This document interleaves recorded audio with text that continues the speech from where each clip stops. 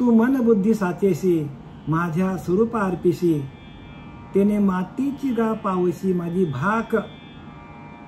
भगवंत सांगतो अर्जुनाला, तू मन आणि बुद्धी साचेशी माझ्या स्वरूप अर्पिशी. तुझं मन आणि तुझी बुद्धी हे काय कर, तर माझ्यामध्ये मद्रूप कर, माझ्या भजनामध्ये एकरूप कर. त्रास देणारं काय माणसाला? मन. माणसाला त्रास देणारं एक मनच आहे. ते मन दिसत नाही आपल्याला. मन कोणालाही दिसत नाही, पण सर्व कार्य शरीराकडून तोच करून घेतो. म्हणून तुकोबाराय सांगतात, नाही नाही आन दैवत तुका म्हणे मना ऐसे. मनच आपला देव आहे. आणि त्या मनाला आपण राक्षसी वृत्तीमध्ये घालवलं. लहानपणापासून आपण तर म्हातारा होईपर्यंत जर आपण जसं जसं मनाला आपण वळण लावू तसं तसं ते मन आपलं काय करतो, वासनेच्या हारी जातो. वासनेपोटी जन्म घ्यावा लागतो. भरत राजाला बघा, त्याला वासना झाली कसली? मृगाची, हरणीची वासना झाली. मृगाचे ने स्मरणे निमाला, तो मृगाची जन्म पावला.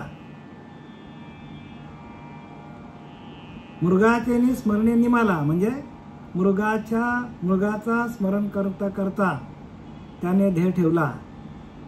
मृगाचे ने स्मरणे निमाला, तो मृगाची जन्म पावला, मृगाच्या जन्माला गेला. जो कृष्ण स्मरण निमाला, तर कृष्णाची झाला देहांती. ज्याने अखंड भगवंताचं कृष्णाचं स्मरण केलं, भगवंताचं स्मरण केलं, तो कृष्णमय होऊन गेला. म्हणून आपल्याकडं जे काय स्मरण पाहिजे ते भगवंताच्या हरिनामाचं स्मरण पाहिजे. अंतिमती तैशी प्राणिया जान गती, या लागी कृष्ण चित्ती अखंड असावा. नाथ भागवत सांगतो आपल्याला, अंतिमती तैशी प्राणिया जान गती. अंतकार्य आपल्या मनामध्ये जशा वासना असतील तसा आपल्याला पुढचा जन्म भेटतो. आणि आपल्याला जर अंतकरणामध्ये आपला अंतकरण कृष्णमय झाला, आपला अंतकरण हरिमय झाला, आपला अंतकरण नामाशी एकरूप झाला, तर आपण भगवंताला जाऊन काय करतो, भगवत स्वरूप होतो आपण. अंतिमती तैशी प्राणिया जान गती, या लागी कृष्ण चित्ती अखंड, असं चित्तामध्ये पाहिजे. हा चित्ताचा अभ्यास आहे. आणि हा चित्ताचा अभ्यास करणं एवढं सोपं नाही, पण सद्गुरु कृपा झाली तरच या सगळ्या गोष्टी होतात. आता आपण जरा पाठीमागे येऊया. बघा इथे काय सांगतात. अध्याय आपल्याला 8वा अध्याय चालू आहे आपला, आणि आपण 53 ओळीपर्यंत आलो होतो. आता ओळी क्रमांक 54. ओळी क्रमांक किती आपली? आता 54 आपल्याला चालू करायचं आहे. अध्याय 8वा, अक्षर ब्रह्म, आणि श्लोक क्रमांक 4, ओळी क्रमांक 54. हे जाणून म्हणितल देवे, पार्था परिसत्व हाची भरवे. या कृष्णाची या बोलासवे, येरू सुखाचा जाहला. अर्जुना ब्रह्म समजले असे देवांनी जाणून ते म्हणाले. अर्जुनाला ब्रह्म समजले म्हणजे अर्जुनाच्या चेहऱ्यावर त्या छटा उमटल्या. बघा प्रत्येक गोष्टीला खुणा असतात. म्हणून आपल्याकडे आपल्या पंथामध्ये आनंद संप्रदायामध्ये अष्टसात्विक भाव हे सगळ्यात महत्त्वाचे आहेत. पहिल्यांदा अष्टसात्विक भाव अर्जुनाला सांगता सांगता भगवान श्रीकृष्णाचे झाले आणि नंतर अर्जुनाचे झालेले आहेत. म्हणून अष्टसात्विक भाव जोपर्यंत होत नाही तोपर्यंत आपल्या हृदयामध्ये ज्ञान सूर्याचा प्रकाश पडत नाही, ज्ञान सूर्याचा उगम होत नाही. सगळं आहे ते अष्टसात्विक भावावर आहे. म्हणून आमच्या बाबांना मी पहिल्यांदा भेटलो तेव्हा प्रश्न विचारला होता की खरी भक्ती कुठून सुरुवात होतो, तर आमच्या श्रीगुरूंनी आम्हाला उत्तर दिला अष्टसात्विक भावातून. जोपर्यंत अष्टसात्विक भाव होत नाही म्हणजे अंगाचे केस उभे राहणे, अंगाला घाम येणं, अश्रूंचा पूर लोटणं, उड्या मारणं, हसणं, नाचणं, गाणं, ह्या सगळ्या गोष्टी ज्या वेळेला होतात याला अष्टसात्विक भाव म्हणतात. आणि जोपर्यंत ऐशी अवस्था न जोडता पार्था, अशी अवस्था जोपर्यंत अर्जुना जोडली जात नाही तोपर्यंत मी कोणालाही भेटत नाही. म्हणजे अष्टसात्विक भाव फार महत्वाचा आहे. भक्तीमध्ये सात्विकतेला जास्त महत्व आहे. भगवंतासाठी रडलं पाहिजे, हसलं पाहिजे, गायलं पाहिजे. आपण संसारामध्येच रडत बसलोय, प्रपंचामध्येच रडत बसलोय आपण. आणि प्रपंच तर नासका आहे, जाणार एक दिवशी. प्रपंच कसा आहे तर मृगजळासारखा आहे, तो एक दिवशी जाणार आहे. आपला देहच आपला नाही तर. म्हणून समर्थांनी लिहिले, तुझं नव्हे तुझं शरीर. इतरांचा काय विचार, इतरांचा विचार काय करतो, आपलं शरीरच आपलं नाही. कधी निघून जाईल शरीर बोलू शकत नाही. तुझं नव्हे तुझं शरीर, इतरांचा काय विचार, इतरांचा विचार कशाला करतो, तुझं शरीरच तुझं नाही. आता एक भगवंत साचार धरी भावार्थ बळे, भाव बळे आकळे एरवी नाकळे. भावाच्या बळावर, त्या सोहम भावाच्या, त्या नामाच्या भावाने आपल्याला भगवंताला प्राप्त करता येतो. आणि ती प्रक्रिया देणारे आपले सच्चिदानंद सद्गुरू श्रीपाद बाबा, आनंद संप्रदायामध्ये रामदास बाबा, पांडुरंग देवेकर बाबा यांच्या कृपा आशीर्वादाने आम्ही तुम्हाला हे सगळं सांगत आहोत. आता भगवंताच्या लक्षात आलं की अर्जुनाला हे ब्रह्मज्ञान अर्जुनाने जाणून घेतलं. तू फार उत्तम प्रकारे ऐकतो. आणि भगवंताच्या लक्षात आलं की अर्जुनाची श्रवण भक्ती चांगली आहे. अर्जुन म्हणजे कोण, तुम्ही आम्ही बरं का. तुम्ही ते अर्जुन आहात. आणि तुमची श्रवण भक्ती चांगली असली तरच तुमच्यामध्ये विवेक प्रगट होईल, वैराग्य येईल तुम्हाला. श्रवणाच्या माध्यमातूनच माणसाला ज्ञान प्राप्त होतं. श्रवण हे एकमेव साधन आहे. फक्त मनुष्य देहाला श्रवणाचा अधिकार आहे, इतर प्राण्यांना आहे का बघा. कुत्र्याला, मांजराला, हत्तीला कोणाला आहे का अधिकार. भगवंतानी एकमेव माणसाला जन्माला घालताना श्रवणाचा अधिकार फक्त आणि फक्त मनुष्याला दिलेला आहे. आणि तो आपण एक अधिकार आपण श्रवणाचा घालवला तर आपली भक्ती शून्यात जाईल, झिरोमध्ये जाईल. म्हणून जया नाही श्रवण स्वार्थ, तेथे कैसा व परमार्थ, मागे केले तितके व्यर्थ, श्रवणे विना, संत रामदास सांगतात. श्रवण करा, श्रवण भक्ती सगळ्यात श्रेष्ठ आहे. आणि म्हणून आपल्याला हा जो प्रवचन सेवा जी आहे ती आपल्याला श्री गुरु कृपेने ऐकायला मिळते.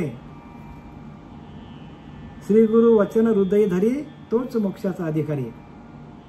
संतांनी दिलेली वचनं आपल्या हृदयामध्ये जर स्थापित झाली, हृदयामध्ये प्रकाशित झाली संतांची वचनं,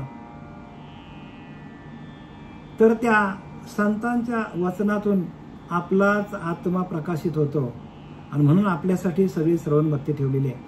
आपल्याकडे आत्मप्रकाश जो आहे तो ह्या संतांच्या ओव्यामधून, संतांच्या वचनामधून, संतांनी दिलेल्या साधनेतून, संतांनी दिलेल्या भक्तियोगातून आपल्याकडे प्रकाशित होतो. आणि एक भक्ती, श्रवण भक्ती सगळ्यात श्रेष्ठ भक्ती आहे. पण ते आपण सातत्याने करायला पाहिजे. एकही आपल्याकडं एकही दिवस आपला जाता कामा नये. प्रत्येक दिवशी श्रवण पाहिजे माणसाला. म्हणून इथं काय म्हणतात, तू फार उत्तम प्रकारे ऐकतो आहेस असे श्रीकृष्ण बोलल्यावर अर्जुन आनंदित झाला. तसं तुम्हाला प्रत्येकाला श्रवणाचा जर स्वाद मिळाला, जसा आपण जेवल्यानंतर आपल्याला तृप्ती मिळते, जसं आपल्या शरीराला जेवण दिल्यावर शरीर आपला तरतरीत होतो, शरीरामध्ये ऊर्जा निर्माण होते, तसं आपल्याला आपल्या आत्म्याचं जेवण काय आहे तर श्रवण आहे. आणि श्रवणातून आपली तृप्ती होते, श्रवणातून आपल्याला आनंद मिळतो, श्रवणातून आपल्याला समाधान मिळतो, श्रवण भक्तीतून आपल्याला भगवंताची ओळख होते. हे तीर्थ आहे.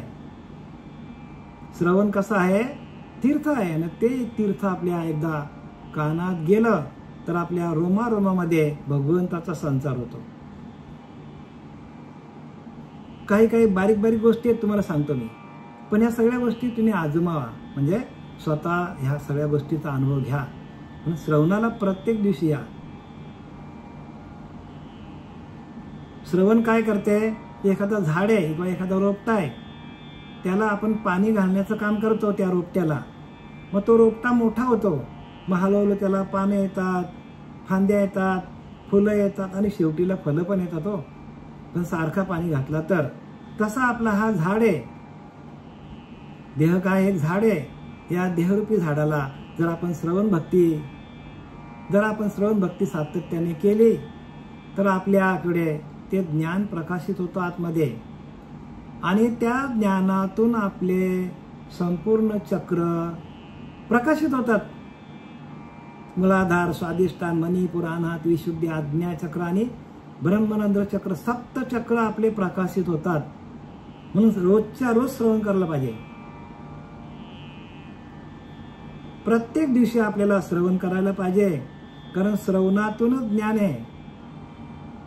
म्हणून श्रवण सर्व भक्तींचा पाया आहे. श्रवणानंतर कीर्तन आहे, विष्णुस्मरण आहे, पादसेवन, अर्चन, वंदन, दास्य, सख्य आणि मग आत्मनिवेदन, अशा 9 भक्ती आहेत. पण त्याच्यापैकी श्रवण ही काय आहे, भक्ती मार्गाचा पाया आहे. आणि आपण पायाच रचला नाही तर पुढे इमारत आपल्याला बांधता येईल का? म्हणून रोज तुम्ही श्रवणाला या. देखा बालकाची या धनी धाईजे, का शिष्याचे झाले पणे होईजे, हे सद्गुरूची ऐकिलेची जाणीजे, का प्रसवती या.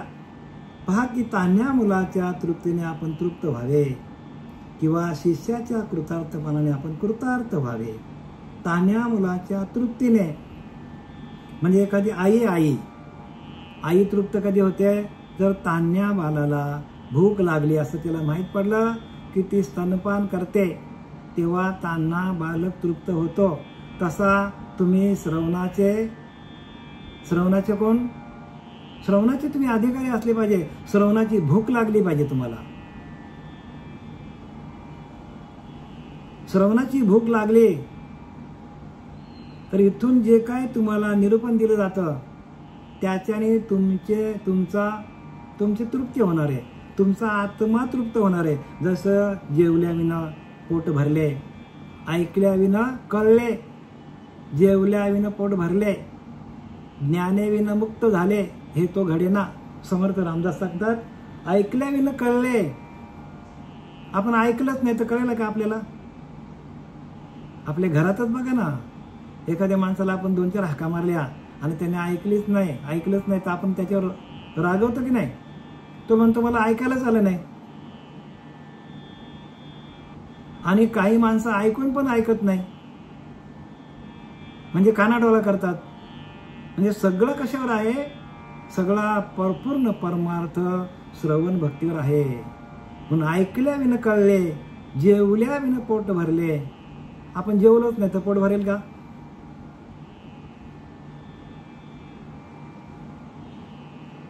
ज्ञाने विनमुक्त झाले हे तो घडेना. ज्ञान कशातनं आहे? श्रवण भक्तीतून ज्ञान आहे. तसं ऐकलं, कळलं, वळलं तरच ज्ञान होईल. ऐकता ऐकता जे ज्ञान प्राप्त होतो आणि त्या ज्ञानातून आपल्याला मुक्ती प्राप्त होतो. ज्ञाने विनमुक्त झाले हे तो घडेना. ऐकलं तर कळेल, कळलं तर माणसाला आत्मज्ञान प्राप्त होईल, मनन होईल. मननातून आपल्याला काय निधध्यास लागेल, त्या भगवंताचा ध्यास लागेल. आपल्याला रोज ऐकलं तर आपल्याला ध्यास लागतो. म्हणून श्रवण भक्ती सगळ्यात श्रेष्ठ आहे. आणि इथं तेच सांगितलं आहे की आईला समजतो की आता आपल्या तान्ह्या मुलाला भूक लागली तर ती काय करते? स्तनपान करते. किंवा शिष्याच्या कृतार्थपणाने आपण कृतार्थ व्हावे हे एक आई किंवा सद्गुरू जाणतात. तर शिष्याला जे काय पाहिजे ते ज्ञान आपण दिलं, द्यायला पाहिजे. असं कोणाला समजतं, असं कोणाला कळतं? तर श्रीगुरूंना कळतं. म्हणून श्रीगुरु कृपेने इथून जे तुम्हाला निरूपण दिलं जातं ते निरूपण तुमच्या अंतरीच्या अंतरात्म्याशी एकरूप होण्यासाठी अंतरेच्या अंतरात्म्याचं भजन करण्यासाठी, दिलेला भजन तुमचं चालू होण्यासाठी, त्या भजनानंदामध्ये रममान होण्यासाठी उपदेश दिला जातो. आणि हा उपदेश जो आहे तो फक्त साधकांसाठीच आहे. म्हणून साधक व्हा. जे साधक नसतील ना त्यांनी साधक व्हा. कारण काय, साधन रूपी भक्तीच्या युक्ती आहेत, युक्तीने जावं लागेल आपल्याला. मग इतरांनी श्रवण करायचं नाही का, करायचं. हळूहळू तुम्हाला होईल, प्रत्येकाला ते ज्ञान मिळेल. पण श्रवण भक्ती करायला पाहिजे. म्हणून सात्विक भावाची मांदी श्री कृष्ण अंगी अर्जुनाआधी. काय लिहिलंय, सात्विक भाव अर्जुनाच्या अगोदर कृष्ण अंगी अर्जुनाआधी. अर्जुनाच्या आधीच अष्ट सात्विक भाव भगवंताचे झालेले आहेत असं सांगतात इथे.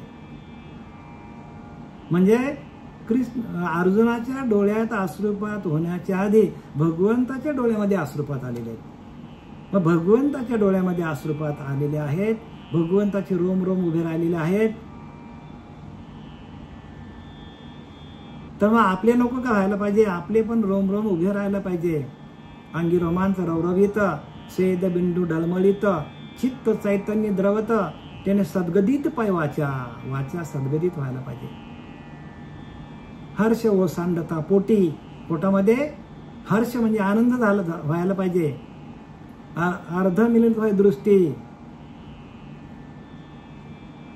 डोळे अर्धे झाकलेले अर्धे उघडे असे व्हायला पाहिजे.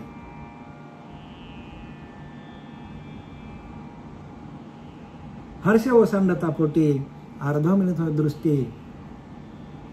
ध्यान त्रिपुटी मावली, म्हणजे आपण ध्यान करता करता संपूर्ण ध्येयभान विसरून त्या भगवंताचं चिंतन अखंड व्हायला पाहिजे. आणि नाथ बाबा सांगतात, तो मज भेटला घरच्या घरी, म्हणजे माझ्याच घरातला देव मला भेटला, म्हणजे माझ्याच आतमध्ये असलेल्या देहामध्ये असलेला तो भगवंत मला भेटला. आणि तोच भेटला पाहिजे. तो भेटला तरच आपल्याला काय होईल, ज्ञानाची प्राप्ती होईल. आपण देव शोधायला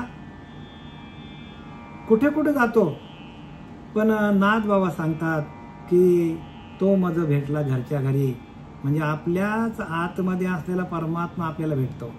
आपला अंतरीचा अंतरात्मा हाच आपला देव आहे. काया ही पंढरी, आत्मा हा विठ्ठल, नांदवतो केवळ पांडुरंग, तोच आपला पांडुरंग आहे. आता इथे कृष्ण परमात्म्याचे भाव झालेले आहेत. न समा तसे परी बुद्धी सावरुनी देवे. म्हणून अर्जुनाच्या पूर्वीच श्रीकृष्णाच्या अंगी अष्टसात्विक भाव उत्पन्न होऊन मावे ना तसे झाले, परंतु देवांनी बुद्धी आवरली. परंतु भगवंताने ते अष्टसात्विक भाव आवरलेत. म्हणजे काय केलं, त्याने आवरून घेतले भाव. त्याने भगवंताला पण अश्रुपात झाले होते, पण त्याने आवरले. मग जर भगवंताला अश्रुपात होतात, भगवंताच्या अंगामध्ये रोमांच उभे राहतात, तर मग साधकाचा अष्टसात्विक भाव नको का व्हायला. मग प्रत्येक साधकाचा अष्टसात्विक भाव व्हायला पाहिजे. उड्या मारायला पाहिजे, हसायला पाहिजे, रडायला पाहिजे. आणि तो भगवंताचे गाणे, भगवंताचा भजन गाता गाता, म्हणजे अष्टसात्विक भावातून भगवंताचं भजन पण गातात. मग असे अष्टसात्विक भाव जोपर्यंत होत नाही तोपर्यंत ऐशी अवस्था न जोडता पार्था माझी भेट होणार नाही म्हणतो. अशी अवस्था जोपर्यंत होत नाही तोपर्यंत जीव शिवाचं ऐक्य होत नाही. आणि जीव शिवाचं ऐक्य जोपर्यंत होत नाही तोपर्यंत आत्मज्ञानाची प्राप्ती कोणालाच होणार नाही. कारण आपला अंतरीचा अंतरात्मा हाच आपला ईश्वर आहे. आणि त्याच्याशी त्याचं भजन करून त्याच्याशी एकरूप झाल्यानंतर मग सगळीकडे परमात्मा दिसतो आपल्याला. पण पहिल्यांदा आपल्याच आत्मप्रकाशामध्ये आपलाच आत्मा हा काय प्रकाशित झाला तर आपल्याला सगळीकडे परमात्मा दिसायला लागतो. म्हणून तो तिसरा डोला आहे ज्ञानदृष्टी. जी ज्ञानदृष्टी आहे ती आपली उघडी व्हायला पाहिजे आणि तिथून आपल्याला त्या ज्ञानाची प्राप्ती होतो. कारण जे डोळ्याने दिसतं ते नाशिवंत आहे आणि जे दिसत नाही तो परमात्मा आहे.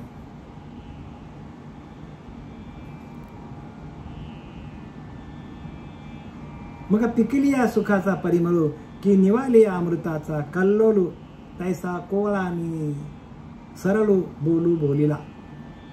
आता ज्ञानोबा सांगतात, पूर्णतेस पावलेल्या सुखाच्या सुगंधाप्रमाणे किंवा शांत झालेल्या अमृताच्या लाटांप्रमाणे एखादा फूल आहे बघा, तो पूर्णपणे उमलला की लगेच त्याचा सुगंध सगळीकडे पसरतो. दृष्टांत दिला ज्ञानोबरांनी. एखादा फूल पूर्णपणे उगवला की लगेच तो काय करतो, ताबडतोब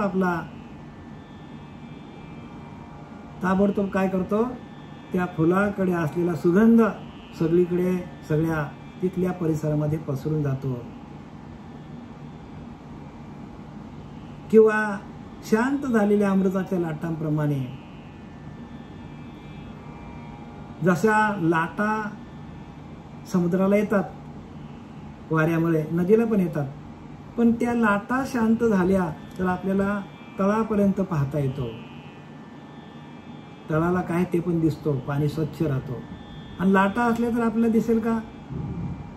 फुल पूर्णपणे उमललं पाहिजे तसं आपल्या फुलाचं जाऊ द्या, हा आपला शरीर आहे ना, हा शरीर, ह्या शरीराला जर फुलवायचं असेल, ह्या शरीरामध्ये जर आपल्याला सुगंध प्रस्थापित करायचा असेल तर आपल्या कळ्या ज्या आहेत, त्या फुलाच्या जशा कळ्या असतात तसं आपल्या अष्टकळ्या, आपल्या 8 पाकळ्या आहेत आपल्या अष्टसात्विक भावाच्या, त्या पूर्णपणे ज्या वेळेला फुलल्या जातात त्यावेळेला त्या साधकाची अवस्था अशी होते की त्याला संपूर्ण ज्ञान प्राप्त होतो अष्टसात्विक भावातून. म्हणून सात्विक भाव फार महत्वाचे आहेत. अनुग्रहाच्या माध्यमातून जो पहिला तुम्हाला मंत्र दिला जातो त्या मंत्रातून आपल्याला हसणं, गाणं, रडणं हे सारखं आपल्याला ध्यानाला बसल्यावर व्हायला पाहिजे. ध्यानाला बसल्यावर बरं का, ध्यानाला बसल्यानंतर आपल्या अश्रुपात व्हायलाच पाहिजे. त्याशिवाय त्या ज्ञानात हेच ते सांगतात इथं की जसा फुलाला सुगंध येतो सगळीकडे तसा त्याला संपूर्ण ब्रह्मांडाचा ज्ञान होतो अष्टसात्विक भावातून. भगवंत हेच सांगतो अर्जुनाला की पिकलिया सुखाचा परिमळू की निवालिया अमृताचा कल्लोलो. जसा अमृत आहे पण त्याच्यावर लाटा आल्या, जसा पाणी आहे त्याच्यावर लाटा आल्या तर आपल्याला तळाचं दिसत नाही, तैसा कोवळा हा सरळू बोलू बोलिला. आणि सरळ असे कोमल आणि सरळ असे बोल ते बोलू लागले. पूर्णतेस पावलेल्या सुखाच्या सुगंधाप्रमाणे किंवा शांत झालेल्या अमृताच्या लाटांप्रमाणे कोमल आणि सरळ असे बोल ते बोलू लागले. म्हणजे संपूर्ण अष्टसात्विक भाव झाल्यानंतर अर्जुन असा बोलायला लागला सरळ. अर्जुन कसा होता तर त्याला कुठल्याच प्रकारचा अहंकार नव्हता आणि सरळ मनाचा होता. म्हणून भगवंताचा त्याच्यावरतीच काय, त्यांनाच भगवंतांनी फक्त अर्जुनाला ज्ञान दिलं का, अनिंदको म्हणजे कोणाची निंदा करायचं नाही, शुद्धमती आणि अनिंदको असा अर्जुनाचा स्वभाव होता. कसा होता? शुद्धमती आणि अनिंदको. म्हणून ज्याची मती शुद्ध असेल, जो कोणाचीच निंदा करत नसेल तो अर्जुनासारखा समजायचा. पण आता लोक बरेचसे एकमेकाची निंदा करतात, शुद्धमती त्यांची नाही आहे. म्हणून हे जे ज्ञान आहे हे फार उच्च लेवलचं ज्ञान आहे आणि उच्च लेवलचं ज्ञान आपल्याला प्राप्त करण्यासाठी श्री गुरूंचा आश्रय घेतल्याशिवाय हे ज्ञान प्राप्त होत नाही. आणि हेच ज्ञान आपल्याला जन्ममरणाच्या फेऱ्यातून बाजूला काढू शकतो. म्हणून एवढी ज्ञानेश्वरी लिहिली आहे, गाथा एवढ्या लिहिल्या. म्हणे परिसनेची या, म्हणे परिसने यांची या राया, ऐके बापा धनंजया, ऐशी जळो रसली या माया, तेही जाळीते तेही जळे. मग म्हणतात श्रवण करणाऱ्यांमध्ये श्रेष्ठ असे अर्जुना. काय सांगितलंय? श्रवण करणाऱ्यांमध्ये श्रेष्ठ असे अर्जुना. म्हणजे अर्जुनाची भक्ती सर्व अंगाचे करून तो श्रवण करायचा. आणि आपण पण अर्जुनासारखाच व्हायला पाहिजे. आपण सर्वांगाचे करून कान सर्व अंगाचे कान करून आपण नुसते हे 2 कानच नाही बरं का, सर्व अंगाचे कान करायला पाहिजे. सर्व अंगाचे करून कान श्रवणी बैसावी आवडून, म्हणजे आपल्याला आवड असली पाहिजे. आणि सर्व अंगाचे कान केले तरच आपल्याला हे ज्ञान प्राप्त होणार आहे. म्हणजे घरामध्ये ज्या ज्या गोष्टी असतील त्या सगळ्या बाजूला ठेवून आपण इथं ह्या 1 तासामध्ये आपल्याला वेळ देऊन आपण त्या भगवंताच्या ह्या उपदेशासाठी सातत्याने आपण हजर राहिलं पाहिजे. सगळी कामं बाजूला ठेवायची, दिवसभर कामं करा, पण हा 1 तास जो आहे तो आपल्याच आत्म्याचं दर्शन आपल्याला ह्या श्रवण भक्तीतून होतो.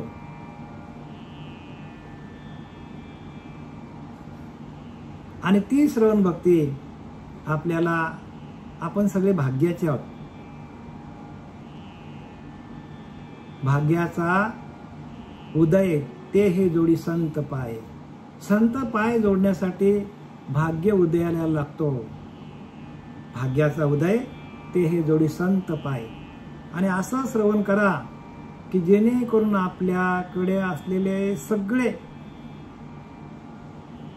चक्र आहेत ते सगळे चक्र प्रकाशित व्हायला पाहिजे.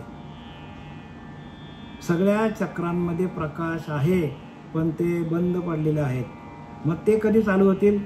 जर आपण या हरिनामाचा उपदेश इथून तुम्हाला सांगितला जातो, तो उपदेशच तुम्हाला काय करेल, जसं झाडाला पाणी घातलं की झाड आपोआप वाढत जातो, तसं आपण मुळाला पाणी घातलं पाहिजे. मूळ कुठे आपला? तर नाभीच्या ठिकाणी मूळ आहे आपला. आणि त्या नाभीच्या ठिकाणी आपण सातत्याने श्रवणाचं पाणी घातलं तर आपल्याला ब्रह्मरंध्रापर्यंत जाता येईल आणि ते ब्रह्मज्ञान आपल्याला प्राप्त करता येईल. म्हणून सगळे आपल्याला हे ग्रंथ त्यांनी लिहिलेत कशासाठी? तर आपले सप्तचक्र प्रकाशित होण्यासाठी. श्रवण करणाऱ्यामध्ये श्रेष्ठ असे अर्जुन, ऐक रे बाबा, माया जळून गेली की मग तिला जाळणारे ज्ञानही जळून जाते. म्हणजे एकदा का माया जळून गेली, माया म्हणजे आपला हा देह, या देहाचा पूर्णपणे विसर पडला किंवा आपला हा देह निघून गेला तर या देहाकडे असलेलं ज्ञान पण निघून जातं. मग सांगायचं काय? देह असतानाच देहीच विदेही होणे, करून काहीच न करणे, जीवमुक्तांची लक्षणे, जीवमुक्त जाणती. संत रामदास सांगतात, देहीच विदेही होणे, देहामध्ये असतानाच आपल्याला देहाचा विसर पडायला पाहिजे. एवढं आपलं भजन व्हायला पाहिजे,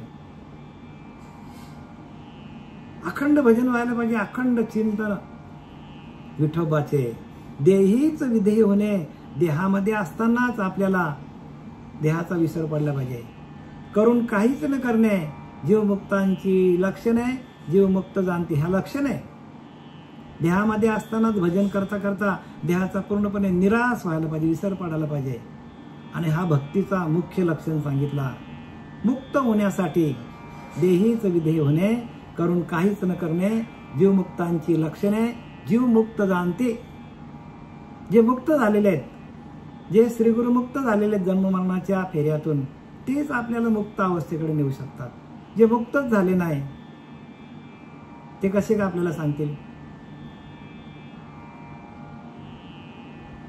म्हणून ज्ञानवरा सांगतात, ऐक जया प्राण्याच्या ठाई, या ज्ञानाची आवडी नाही, तयाचे जियाले काय पाही. मरण सांगले म्हणजे मेलेला बरं सांगतात.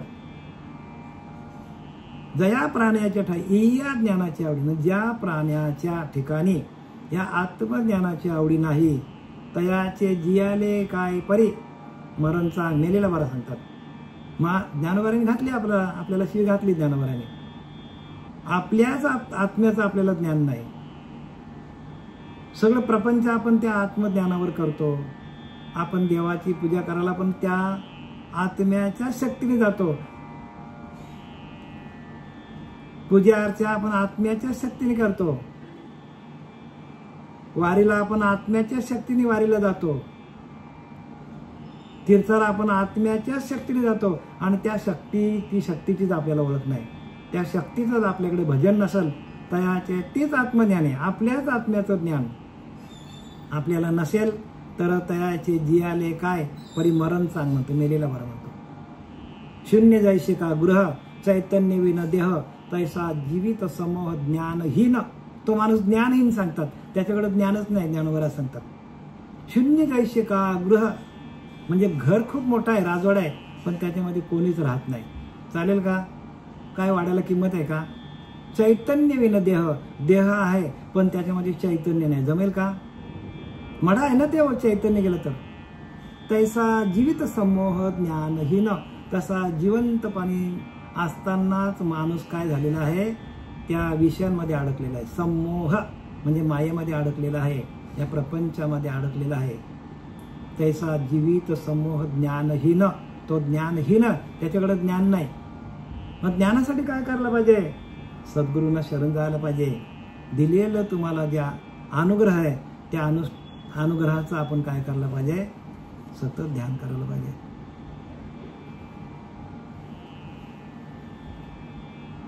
श्रवण करणाऱ्यामध्ये श्रेष्ठ असे अर्जुन, ऐक रे बाबा, माया जळून गेली म्हणजे मग तिला जाणणारे ज्ञानही जळून जाते. म्हणजे आपला देह निघून गेला का देहाबरोबर ज्ञान पण निघून जातो. म्हणून देहामध्ये असतानाच आपल्याला भगवंताचं दर्शन व्हायला पाहिजे. मेल्या पाठी मोक्ष म्हणती ते केवळ मूर्ख सांगतात. काय काय लोक बघतात म्हणतात बघा, मेल्यावर मोक्ष. अरे बापरे, मेल्यावर मोक्ष नाही. जिवंतपणीमध्ये असतानाच आपल्याला आपल्या संसाराचा मोह टाकणे, त्याला मोक्ष म्हणतात. मोक्ष म्हणजे काय? मोहाचा क्षय. प्रपंचाबद्दल आपल्याला जी आवड आहे, माझी बायको, माझी मुलं, माझी इस्टेट, माझा घरदार, ही संपत्ती आपल्याबरोबर काही येणार नाही. आपल्याबरोबर काहीही येत नाही. एकटा आलं एकटा जाणार. मग सगळेजण म्हणतात बा एकटा आलो एकटा जाणार, एकटाच जाणार माणूस आहे. एकटाच आला एकटाच जाणार, बरोबर काही घेऊन जाणार नाही. मग बरोबर जर काय आपण घेऊन जाणार नाही तर मग आपल्या आजूबाजूला असणारे आपली कोणी मुलं असतील, काका असतील, आजोबा असतील, पणजोबा असतील, मग ते आपल्याला उपयोगाला येतील का? नाही. एकटाच आलो आपण, एकटाच जाणार आहे. म्हणून भाग्य तो नव्हे धनपुत्र दारा. नाथ बाबा सांगतात, एकनाथ महाराज, भाग्य तो नव्हे धनपुत्र दारा. मी भाग्यवान आहे असं म्हणू नको. माझी बायको चांगली आहे, माझी पोरं चांगली आहेत, माझे काका चांगले आहेत, माझे सगळे नातेवाईक चांगले आहेत. भाग्य तो नव्हे, हे भाग्य नाही सांगतात. धनपुत्र दारा, माझ्याकडे धन आहे, माझा पुत्र चांगला आहे, माझी बायको चांगली, हे भाग्य नाही सांगतात. मग भाग्य कशाला सांगितलंय ना बाबा? निकट सहवास संतांची, या संतांचा सहवास तोची स्वर्गवास. बघा काय सांगतात, संतांच्या सहवासात राहणं हे भाग्य आहे. कितीतरी सांगता येईल आपल्याला असं. भाग्य तो नव्हे धनपुत्र दारा, निकट सहवास, संतांचा सहवास तोची स्वर्गवास. म्हणजे संतांचा सहवास आपल्याला घडला पाहिजे.